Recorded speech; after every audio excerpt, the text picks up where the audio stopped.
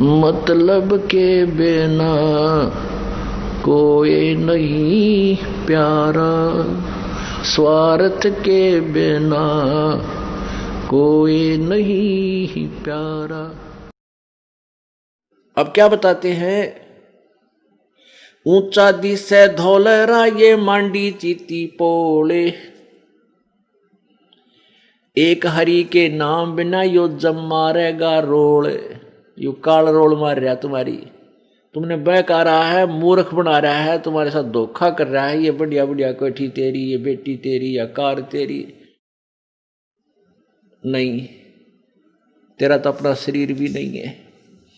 हाँ ठीक है, जिन बच्चों का आपके साथ संयोग है, इनको एक धनी के बच्चे जानकर, एक मालिक के बच्चे जानकर इनकी परवरिश कर, इनकी सेवा कर, जो तेरे योग्य है, जो तुझे सौंपी गई है।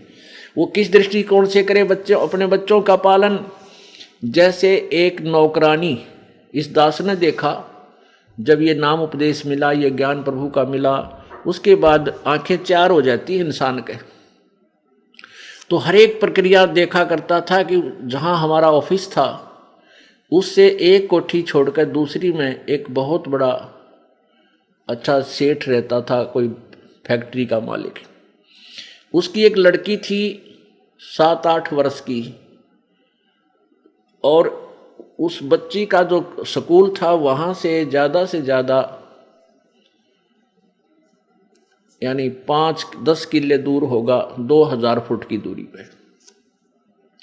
तो एक नौकरानी रखी हुई थी स्पेशल उसी लड़की के लिए।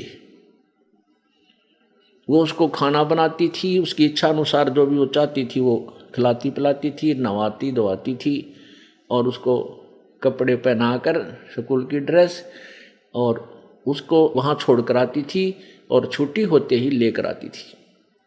गर्मियों के दिनों में वो क्या करती थी, वो नौकरानी एक छोटी सी छतरी लेकर के उस बेटी पर, उस बच्ची पर तो छाया रखती थी और स्वयं धूप में चलती थी, क्योंकि उसके मालिक की बेटी है वो। और जब उसको वो नौकरी से निकाल दिया, उसने मुड़ के भी ना देखा उस बेटी की तरफ, क्योंकि वो उसकी नहीं थी, लेकिन उसकी ड्यूटी थी, उसमें वो पंचुअल थी, कहीं मालिक नाराज ना हो जाए।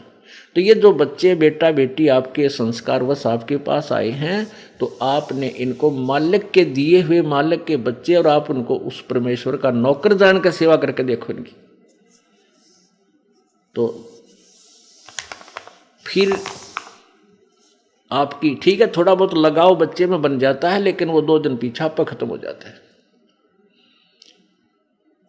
जिसको ये हरदम यादगी के तेरे नहीं है, अभी तो हम अपने मानते हैं इनको, और यहां बिगाड़ होता है। ये सोच ले ये अपने हैं ही नहीं। एक लेवा एक देवा दूतम, कोई किसी का पिता न पूतम, ऋण संबंध जुड़ा एक ठाठा, अंश में सब 12 बाटा।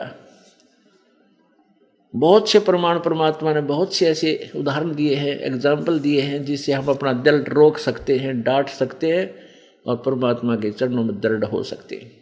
उनको अपनाना चाहिए। ये फार्मूले होते हैं जिनसे ये प्रॉब्लम हल होया करते। इन प्रॉब्लम्स को सोल्व करने के ये तरीके हैं, और ऐसे ही होंगे, और किसी तरीके से ये हल हो ही नहीं सकता। जो परमेश्वर ने आकर के स्वयं उसकी जो है ना समाधान बताए हैं, हमने उन्हीं का पालन, उन्हीं का प्रयोग करना पड़ेगा, तब हम इस एग्जाम में सफल होंगे।